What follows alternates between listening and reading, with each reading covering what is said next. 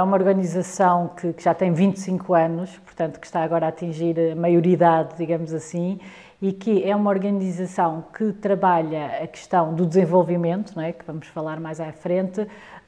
através da cooperação, sobretudo em países de língua oficial portuguesa, mas também trata a mesma questão cá em Portugal, embora com vertentes diferentes. Uma organização que nasceu da vontade da Igreja Católica em Portugal, mas logo num diálogo com a Igreja também nestes países onde trabalhamos. Nasceu pequenina, mas sempre com pessoas muito concretas que foram levando este sonho para a frente e hoje foi evoluindo nestes últimos anos, e desde 2000, com presença na Guiné-Bissau, que foi onde começou o trabalho de cooperação de uma forma mais estruturada, e hoje trabalhando então com a Guiné-Bissau, com Angola, com Moçambique, com Portugal, em 3 áreas essenciais: a área da educação,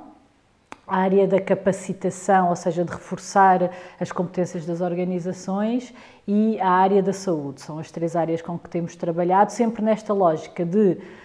formar pessoas e capacitar organizações. Trabalhamos com pessoas concretas, professores, educadores de infância, enfermeiros, gestores, e apostamos muito na formação das pessoas, porque acreditamos que as pessoas é que são agentes de desenvolvimento e agentes de mudança, mas também olhando para as organizações, e por isso trabalhamos com parceiros locais nestes países e que também em Portugal, para reforçar as competências destas organizações na área da gestão, na área da contabilidade. Por isso há sempre este binómio no trabalho que fazemos, pessoas e organizações. Outro trabalho da fé que se calhar que vou referir, que tem vindo a ganhar mais forma, é,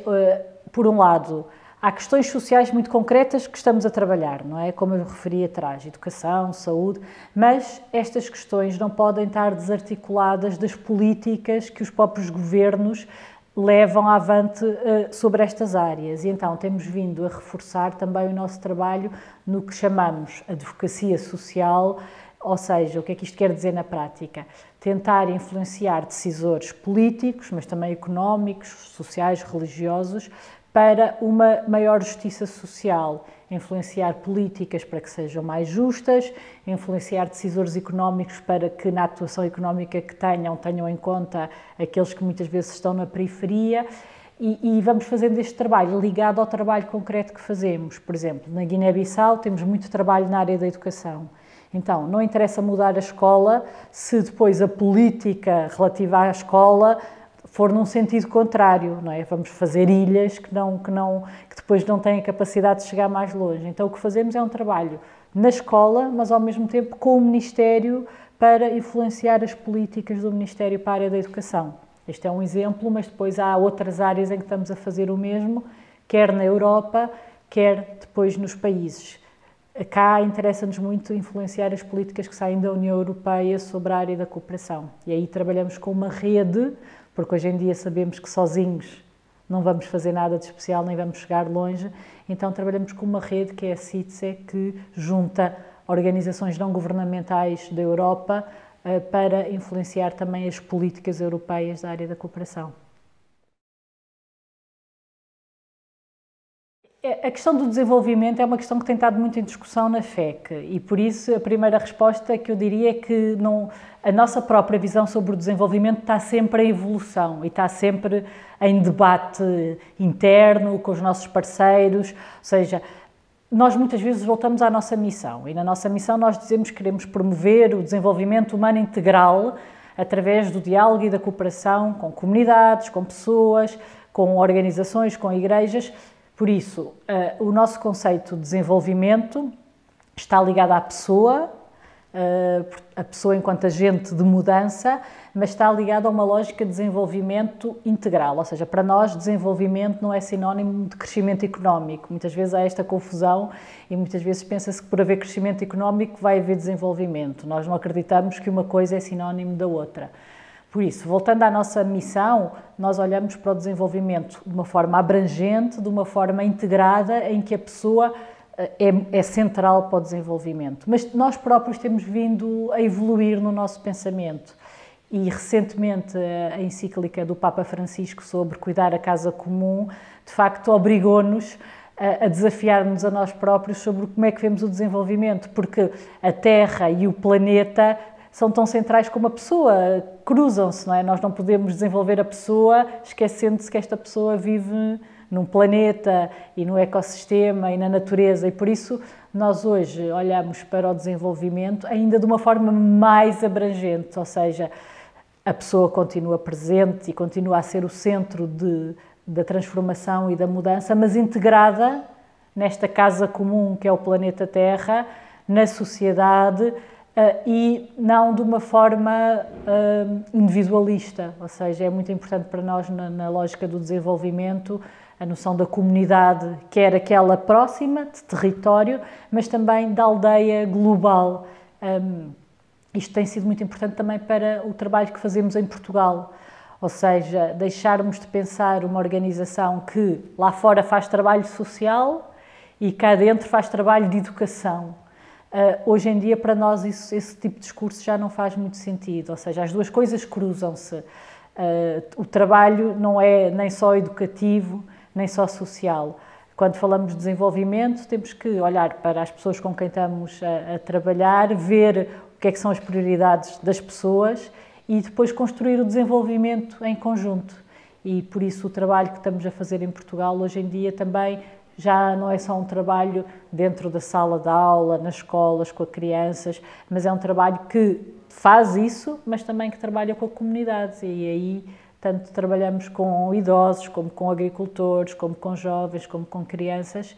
E da mesma forma, o trabalho que fazemos em Angola, na Guiné-Bissau, em Moçambique, é um trabalho que não é só na área social, não é resolver aqueles problemas imediatos que lá estão, mas é pensar como é que isto pode promover o desenvolvimento a longo prazo e como é que esse desenvolvimento pode ser sustentável, é outra questão com que nos temos debatido. Este modelo de desenvolvimento que nós construímos na Europa claramente está a mostrar que não é sustentável e os últimos 5, 6 anos têm mostrado que o modelo que nós construímos aqui, para nós, se replicarmos, vai acabar com o planeta.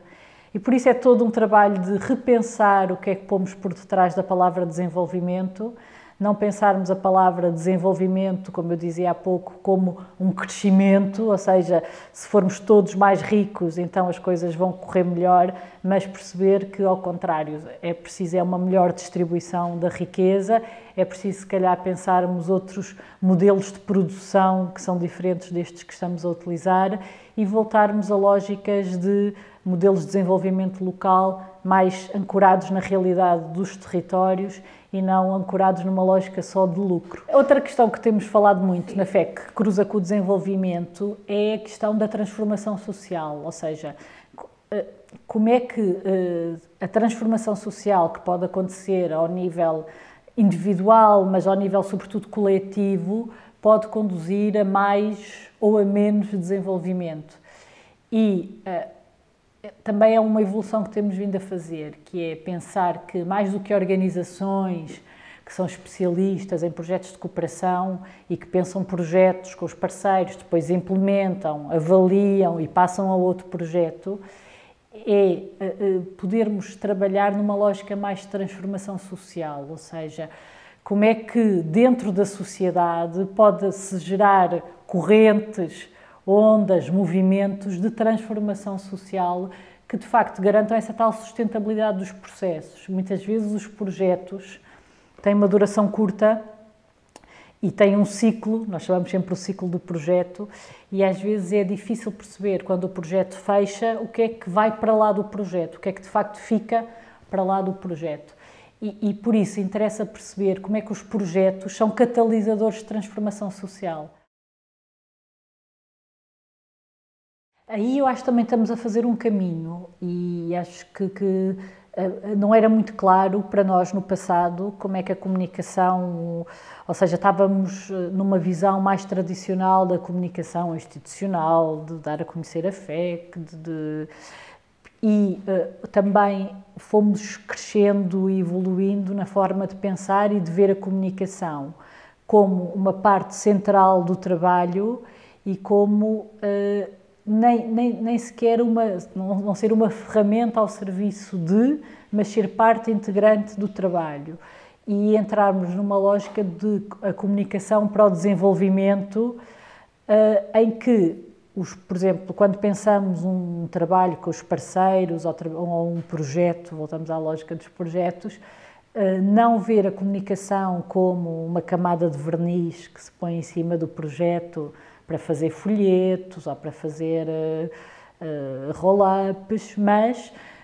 isso também é preciso e é necessário e vamos continuar a fazer, mas ver a comunicação como uma forma, lá está, de gerar mudança, de transformar socialmente e de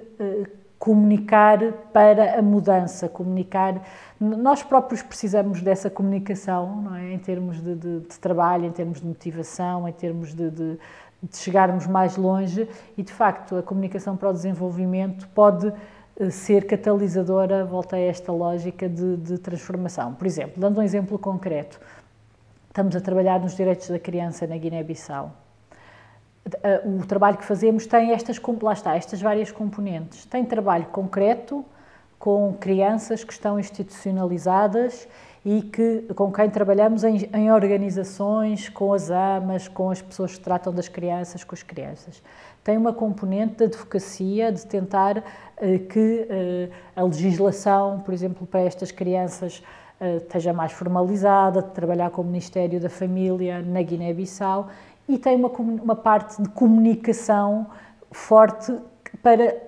trazer as pessoas para os direitos da criança. Ainda a semana passada lançámos uma peça de teatro com o grupo de teatro do Oprimido na Guiné-Bissau, precisamente para trabalhar a questão dos direitos da criança de uma forma que chegue às pessoas, que elas possam participar. A peça foi lançada em Bissau, mas a ideia é percorrer a Guiné-Bissau, ir às tabancas, comunicar com as pessoas que a criança não é um adulto em miniatura, que tem direitos, tem emoções, tem uma vida própria e utilizar o teatro é muito diferente de utilizar uma formação em sala ou de estar a fazer uma palestra sobre os direitos da criança. E por isso a comunicação para o desenvolvimento, cada vez mais para nós, está a ser uma forma de chegar a outras pessoas, de trazer outras pessoas para a temática que estamos a trabalhar e que faz-nos ir muito mais longe do que a forma mais clássica que estávamos habituados a trabalhar. Outro exemplo que tivemos concreto foi a filmagem dos 5 Crianças, 5 Direitos. Foi um filme que foi produzido com as comunidades, portanto, logo o processo de gravação foi na tabanca, com as pessoas da tabanca, com quem se fez um trabalho prévio de falar sobre a educação, a alimentação, a proteção. As próprias pessoas escolheram quem iam ser os atores e as atrizes desse filme. Foi filmado e depois foi visto outra vez pelos próprios. Fizemos questão que eles fossem os primeiros a ver os filmes e essas comunidades não só participaram no guião, participaram na filmagem, mas viram os filmes, debateram e agora esses filmes também vão ser difundidos nos cinemas comunitários que existem espalhados na Guiné-Bissau e, mais uma vez, foi uma forma muito diferente de trabalhar os direitos da criança, mais participativa, que envolveu mais a comunidade e que nos deu um produto muito mais próximo da realidade do que se nós tivéssemos feito sozinhos ou só com a nossa equipa. Por isso, a comunicação e o desenvolvimento cada vez se integram mais um no outro e permitem-nos ser muito mais criativos na forma como trabalhamos e gera também mais motivação e mais vontade de sonhar do que um relatório, do que um documento escrito. Nós próprios estamos a descobrir ainda muito como cruzar as duas vertentes, mas já percebemos que não é só uma comunicação de uma lógica do logotipo ou de uma lógica da visibilidade. Isso é importante para as organizações.